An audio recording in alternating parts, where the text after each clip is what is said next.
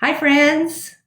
We just found out that the Senate actually just passed the big stimulus package, which is amazing, pretty exciting for a lot of us and our friends. And so, Bob and I just wanted to get on and just give a couple updates. If you guys happen to be friends with Bob on Facebook, you'll see that he posted a couple days ago some little economic um, things as well, and said that he loves economics. He studies economics, and I can vouch for that. He is an economics nerd. So anyway, Thank you for that. you're welcome. So, honey, so tell us kind of what is in this new stimulus package. And let me just say, yeah, I've been a student of economics for years. I've been a businessman, and I've written an economic newsletter for many years, and I've spent a lot of time reading about economics and really studying and making forecasts, which I do every quarter to my partners, investment partners. But this is a big deal, what happened. So first off, it's super exciting just because it was unanimous. And we haven't seen anything unanimous So coming true. out of our government in, Very long time. 12 years, really, even from the Uh-huh. Obama days. It's just been so polarized and more so. Well, so that honestly just excites me as much as anything. Now it's only approved by the Senate, so it has to go to the House and then be signed by Trump. But all signs indicate it's going to happen by Friday. Big news that people are going to be excited about is $1,200 payments to everyone with a Social Security number, plus $500 per child. And literally, it's going to be structured like a tax refund, money coming right to you if you make less than $75,000 a year. They're massively improving unemployment benefits, so from 26 to 39 weeks, and adding $600 a week in payments. So this is going to really help unemployed folks. They've included, thankfully, gig workers and freelancers. So people that are Uber drivers or independent contractors, this kind of thing. They've added a lot of stuff for the airlines, $50 billion in bailouts for the airlines, auto industry, Boeing, not anything for the energy companies. 50 billion, 48 billion for the farmers, relief for the farmers. If you know anything about the farmers, they've been under a huge amount of just difficulty with, even pre-virus. A lot of aid for the health industries, for states, 150 billion for hotels, more for movie theaters, the U.S. Postal Service, railroads, kind of everybody. One of the most exciting things, one of the things that I'm most excited about is the small business program. And this is where, people were asking me, well, okay, let's say there's a bailout, but how do we know it's not going to end up in this slow grind of non-recovery like we had during the Obama days? So we had the 2008 crisis, they did the bailout 2009, and the economy never really quite recovered. And my view of that is because, really our leaders, Obama, did not understand the way you create jobs. And you create jobs not by making a great speech. You create jobs by helping employers and businessmen and businesswomen. And he doesn't understand that. So what they've done here, thankfully, we have a president that understands business. And so they've created a small business friendly package here. Right. I'm frankly blown away at how good this is. Because most jobs are created by small businesses, and so they're reaching out to small businesses. So anybody, basically a small business and nonprofits with up to 500 workers in a single location can apply for a loan. This will be through the SBA program. So there's existing banks that have relationships with the Small Business Administration. You'll apply for a loan, the maximum 4% interest rates. And then what happens is that loan can be forgiven up to the amount of your payroll and your rent and your mortgage and your utilities during this crisis period, so long as you don't lay people off, or so long as you rehire people. So what's going to happen? All of a sudden, these restaurants that have laid folks off, all of a sudden they can go get a loan, rehire these people, and literally it's going to be 100% forgiven. So it isn't these people having to go find a brand new job and wonder where it's coming from. They can just go back to where it was. So it's like going to be fast. That's amazing. This is such good news. I mean, it just reported today, unemployment figures, 3 million Americans filed for unemployment benefits. I know. It's just horrible. And so this is a very big deal, and gonna be massive for the economy. There's also things to, if your mortgage is serviced by the it's a Fannie Mae and Freddie Mac. It's a federally owned mortgage. You can apply for a forbearance up to 360 days. There's packages for to protect your credit score if you're having challenges repaying. There's they waived the 10% penalty for withdrawing from retirement. They're allowing people to suspend student loan payments through September 30th. So it's really A lot of help. There's a lot of help for a lot of people, and very, very significant for our economy. I mean, Okay. I was very concerned. If you look at what Goldman Sachs and other big banks were predicting, it was anywhere from a 25 to a 30% decline in GDP, which is the economy. So it means literally economic activity in the United States would drop 25 to 30%. Well, maybe that doesn't sound like a lot to you, but that is enormous. That's and huge. it's basically Right. a depression. Right. And so this is, in my view, this is going to prevent a depression. Wow. So Okay. it's a very, very, very big deal. Well, let me ask you this question, because I know this is a concern, and I hear this a lot just from different people about our deficit and already being so large, and now we're adding on to it, and now we're going to say we're going to forgive it. So how does that all factor in? What do you mean we're going to forgive it? Well, you're saying that the loans, that the new So it's loans gonna- that, like for right. small businesses, we would forgive. Okay. Well, the bulk of this package is not a government programs from the Treasury, which means it's not going to increase the deficit. The bulk of the programs comes from the Federal Reserve. So literally, they're printing money in order to do this. So it's actually, the bulk of it is not going to affect the budget of the United States. Now, printing money, a lot of people feel like is kind of a scary thing. Right. And so I totally get that. We had an accountant, comment on my Facebook page, are we concerned about this? And I actually don't share. I don't have a lot of concerns about that. And here's why. I used to be hard money guy, Austrian economist, followed the Austrian school. And I changed all that. I reevaluated all that in 2012. What happened in the bailout package? I was expecting they literally government spent trillions and trillions of dollars by basically borrowing money and in bonds and then spending that money. And so that's obviously adding to the deficit. But then what they did is they had the Federal Reserve buy that debt, and in fact monetize the debt. And now I expected massive amounts of inflation to happen at that point, being a hard money economist. And it didn't happen. Okay. And I went and reevaluated everything and went and studied, read a whole bunch of different books and did a whole bunch of different math and realized that, that really inflation is a much more complicated beast. And if the Federal Reserve ended up buying about $3.7 trillion in debt. Wow.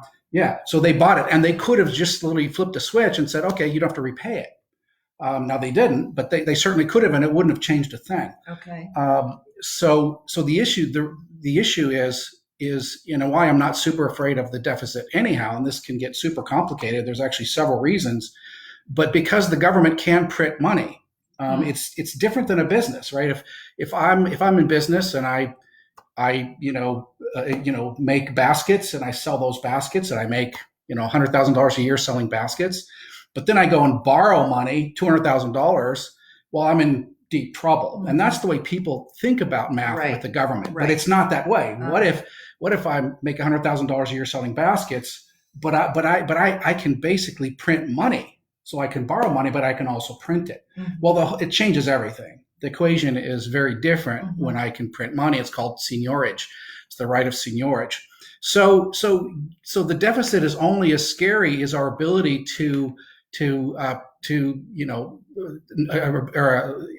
insofar as we're not able to monetize, or it's scary insofar as we monetize and it has bad outcomes. So bad outcomes are typically what people think of as inflation.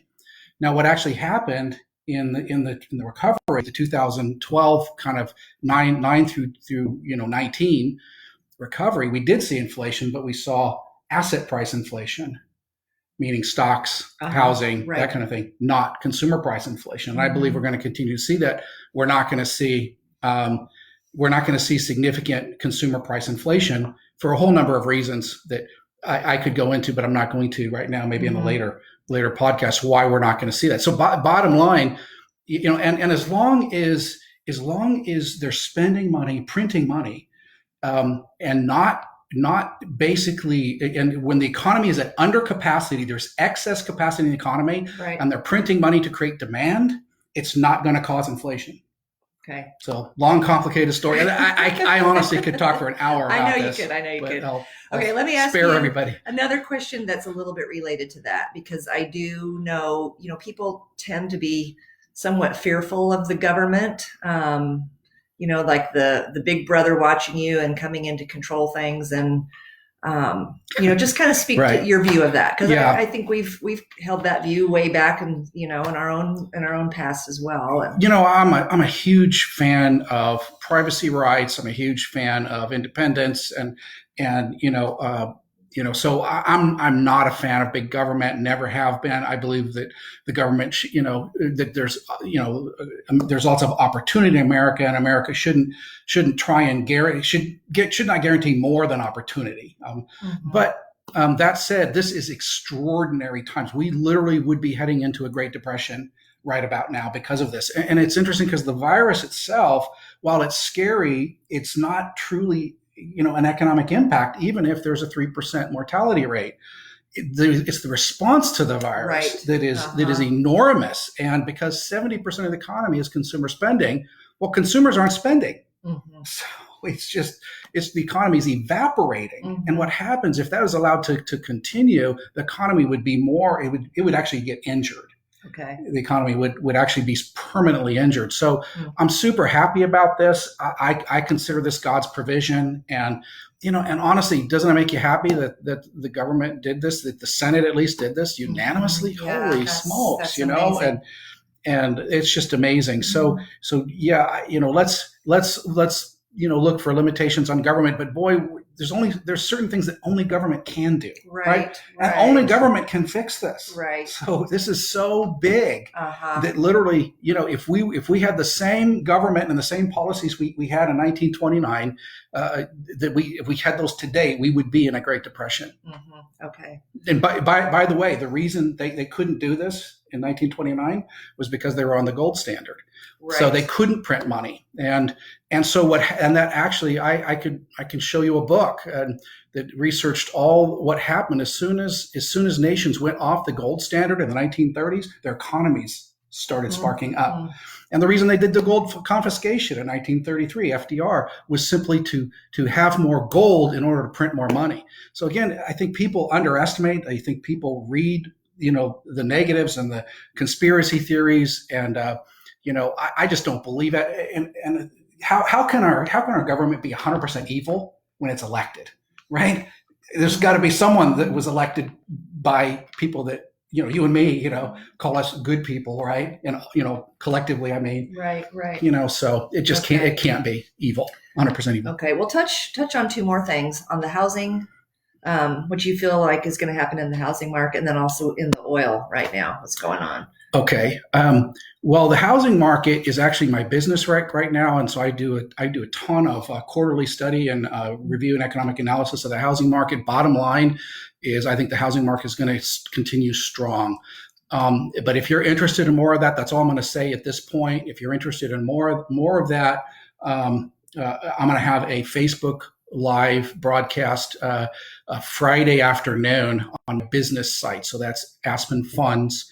If you want to go to that page and check in on Friday, I'm actually going to give a detailed kind of look with charts and analysis of the housing market and how the stimulus is likely to affect the housing market. And that's tomorrow at 3 p.m. Central Time. Okay. And Aspen Funds. Okay. How about oil? And oil, well, I've actually, if you've read any of my economic analysis in the last few years, I've been very bearish on oil. Okay. I said oil price is not going to go above $100 probably in our lifetimes ever again. We're never going to see $100 oil. And the reason is, and let me ask you this. Do you know who the largest oil producer in the world is? No. the United States of America. Wow. Yeah. Not Saudi Arabia anymore. No. And we actually passed in 2013. We surpassed all the other nations. Wow. And the reason is technology. Through this fracking technology, that, of course, there's all these conspiracy theories about that, which I'm just so sick of conspiracy theories. Do your research, but, most of the fracking is all done under the water table, well below the water table, and, so whatever. I mean, you disagree, I respect you, but what's happened is it's unleashed a massive amount of oil reserves in America. And so when they finish drilling an oil well, for example, in Saudi Arabia, 70% of the oil is still in the ground. Okay, so think about that. So what happens when this new technology hits some of the largest oil reserves in the world, including Saudi Arabia and Siberia, Russia, other places? Well, we're going to see an unlimited supply of oil. Added to that is the fact that if you look at all the consumption metrics across the world, except China, they're pretty much flatlining. And why is that? Well, because consumers are the conservation efforts are working, right? You can buy an electric automobile today. I wouldn't be surprised we're going to have electric, airlines. And there's a guy who just won the Nobel Prize for chemistry. His name is Jonathan Goodenough. Not kidding.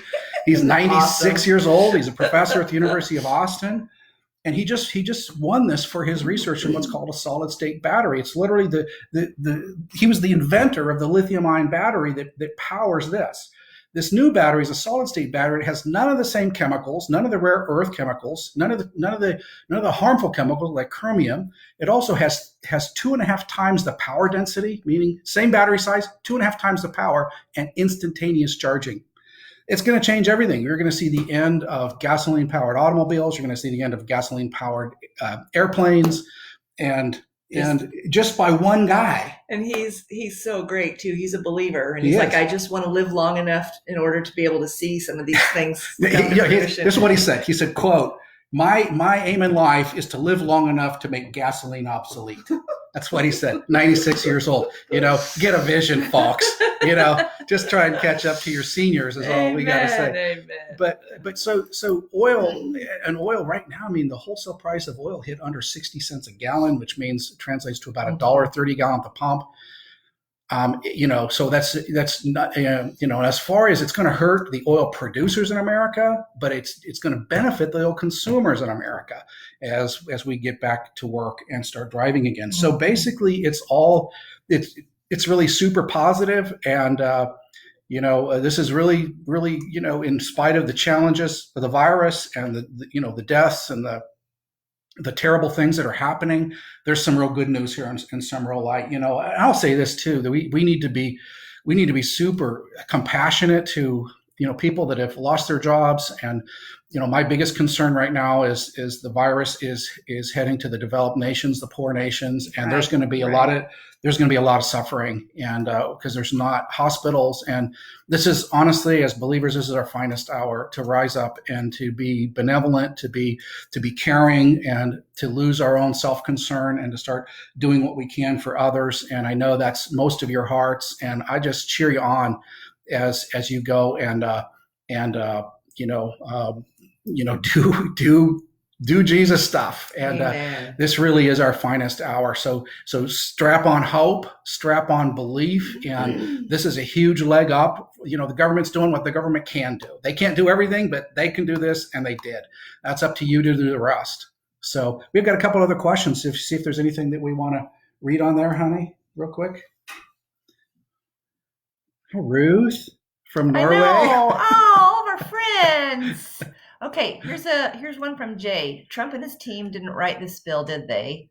Also, there were many bailouts and supports for businesses during the Obama recovery, which I think we did talk about back. But yeah. Well, this was bipartisan, Jay. So yeah. I don't see it being a huge. Is it perfect? Heck no. But honestly, the stuff I saw in there, I thought was 100%. I don't think I could have done any better. And so hats off to these folks who are doing this. So anyhow, God bless you all. Prosper in the season. Get out of your fear and put on hope. And let's look for the greatest season of opportunity we've ever seen, both for God and for your pocketbook and your business. And blessings on all. Amen. All righty. Okay. Love you guys. All right. How do you turn it off? There I it is. have no idea. All right.